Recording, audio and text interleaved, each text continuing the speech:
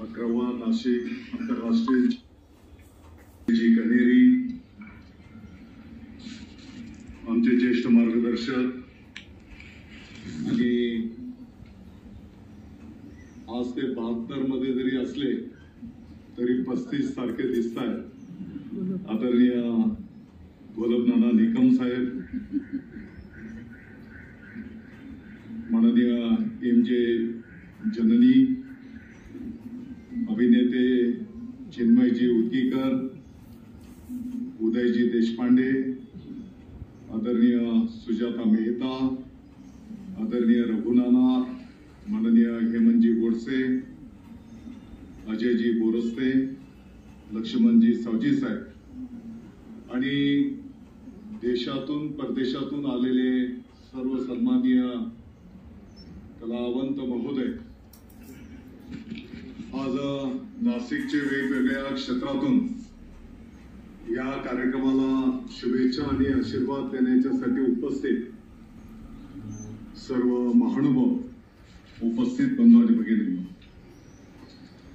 आज छत्रपती संभाजी महाराजांचा समर्पण दिवस या निमित्ताने मी आपल्या सर्वांच्या वतीने त्यांना भावपूर्ण मानवंदना व्यक्त करतो.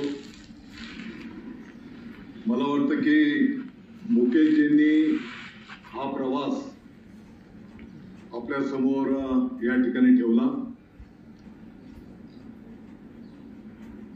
अतिशय प्रतिकूल परिस्थितीमध्ये त्यांचा आजारपण असताना मला वाटतं की एक ध्येयविणा जो माणूस असतो, आहोत की नाशिक हे आपलं जगाच्या पाठीवरचा एक मानबिंदू असलेलं शहर आहे, जिल्हा आहे. नाशिक जर म्हटलं तर प्रभू श्रीरामचंद्रांच्या पदस्पर्शाने ही पवित्र भूमी, मग दर 12 वर्षांनी संपन्न होणारा कुंभमेळा, आपली आशीर्वाद देणारी गोदावरी माता, ज्यांनी आपल्या या देशाच्या स्वातंत्र्याच्यासाठी मोठं योगदान दिलंय, आदरणीय स्वातंत्र्यवीर सावरकर साहेब, आदरणीय दादासाहेब गायकवाड, आपले सर्वांचे ही मानबिंदू आहे. मग त्याच्यामध्ये कुसुमाग्रज शिरवाडकर साहेब असतील आणि त्याच पद्धतीने आपण सर्वजण भाग्यवान आहोत की चित्रपट सृष्टीची सुरुवात आदरणीय दादासाहेब फाळकेंच्या माध्यमातून आपल्या या देशाच्या पातळीवर नाशिक मध्ये झाली. ही आपल्या सर्वांच्यासाठी अभिमानाची आणि भाग्याची गोष्ट आहे.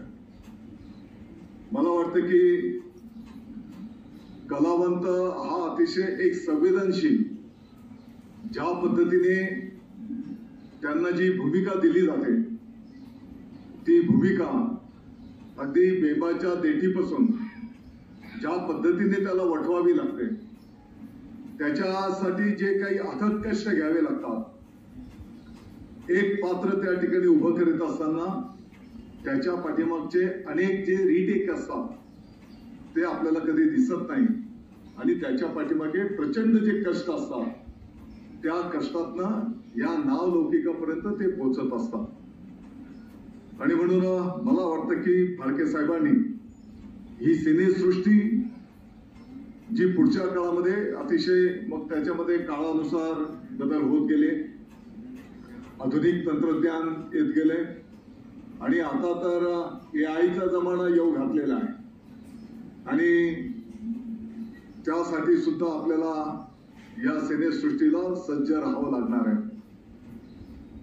मला वाटतं की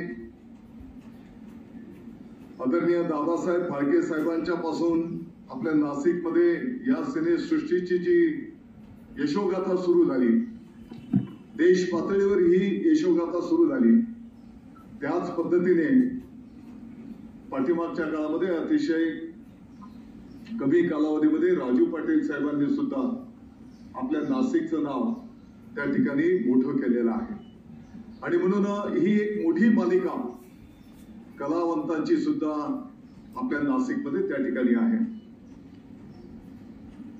मुकेशजी, आपण ज्या काही भावना व्यक्त केलेल्या आहेत आणि मला वाटतं की सावजी साहेबांनी पण जे मनोगत या ठिकाणी ठेवलेलं आहे, आपण बिलकुल काळजी करू नका. आम्ही सर्वजण संपूर्ण नाशिककर या क्षेत्राशी संबंधित असलेले तुमच्यासारखे जे काही कलावंत आहेत, आज इकडे आहेत, किंबहुना काही कारणाच्या निमित्ताने इथे उपस्थित नसेल, ते सर्वजण मिळून आपण एकत्रितपणे पुढे मार्गक्रमण करू. आणि सावजी साहेब, 12वा जो काही महोत्सव होईल तो एक प्रकारचा 27 मध्ये जो काही आपला कुंभ साजरा होणार आहे त्याच पद्धतीचा हा फाळके महोत्सव आपण सर्वांना सोबत घेऊन या क्षेत्राची तुम्ही नेतृत्व करा.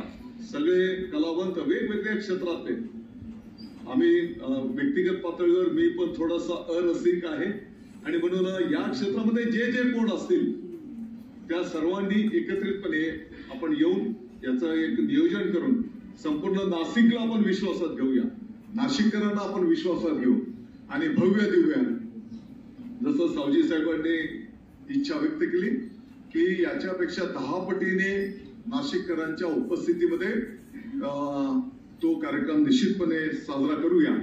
आणि त्यासाठी आपल्याला काळजी करायचं काही कारण नाही. माननीय मुख्यमंत्री महोदय, माननीय उपमुख्यमंत्री महोदय आणि या विभागाचे मंत्री महोदय माननीय शेलार साहेब सुद्धा, मी आपल्याला विश्वास देऊ इच्छितो की चांगल्या कामांना यांचं सर्वांचे नेहमी सकारात्मक प्रतिसाद असतो आणि म्हणून याही कार्यक्रमाला शासनाच्या वतीने सकारात्मक प्रतिसाद राहील हा पण मी तुम्हाला या निमित्ताने विश्वास देऊ इच्छितो. आता मी पहिलेच मान्य केले की या क्षेत्रात मला खूप जास्तीची माहिती नाही, परंतु माननीय मुख्यमंत्री महोदय, माननीय उपमुख्यमंत्री महोदयांनी आपल्या नाशिकवर जी काही शालेय शिक्षण विभागाची जबाबदारी दिली, 1ली पासून तर 12वी पर्यंत, तर या क्षेत्रातल्या विद्यार्थ्यांना पण एक अभिनयाच्या माध्यमातून कसा एक प्लॅटफॉर्म उपलब्ध करून देता येईल त्याचंही शासन निश्चितपणे त्या ठिकाणी विचार करेल. आणि त्या हौशी जे काही कलावंत असतील, कलाकार असतील, तर त्यांना सुद्धा एक प्लॅटफॉर्म त्या ठिकाणी उपलब्ध करून देण्याचा नियोजन आम्ही त्या ठिकाणी करायला घेतलेलं आहे, हे पण मी अतिशय नम्रतेने सांगू इच्छितो. तसं म्हटलं तर कलाकारांचं आणि राजकारणी लोकांचं एक जवळचं नातं असतं. तुम्ही स्टेजवर परफॉर्म करता, आम्ही जनतेमध्ये परफॉर्म करतो, म्हणजे आम्ही ऍक्टिंग करतो असं बोलत नाही.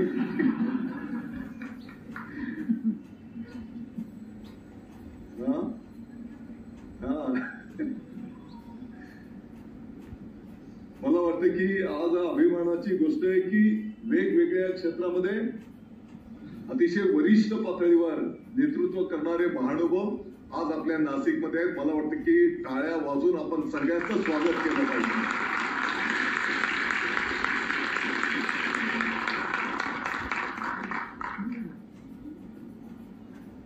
आपल्याला मला वाटतं की खूप बोलण्याच्या पेक्षा कृतीतून आपण काम करूया.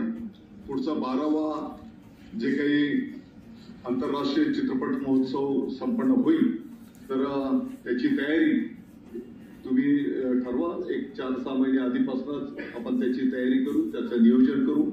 आणि या निमित्ताने आपलं दादासाहेब फाळके साहेबांच्या नावाचं जे स्मारक आहे त्याच्यामध्ये पण आपल्याला सगळ्यांना लक्ष घालावं लागेल. ऑलरेडी पाठीमागच्या काळामध्ये त्या ठिकाणच्या सुधारणांच्या संदर्भामध्ये तत्कालीन आयुक्त महोदयांना काही सूचना केलेल्या होत्या. मला वाटतं की काही आर्थिक तरतूद पण त्या ठिकाणी करून देण्यात आलेली होती. नंतरच्या काळात निवडणुकीच्या गडबडीत तो विषय पाठीमागे राहिला.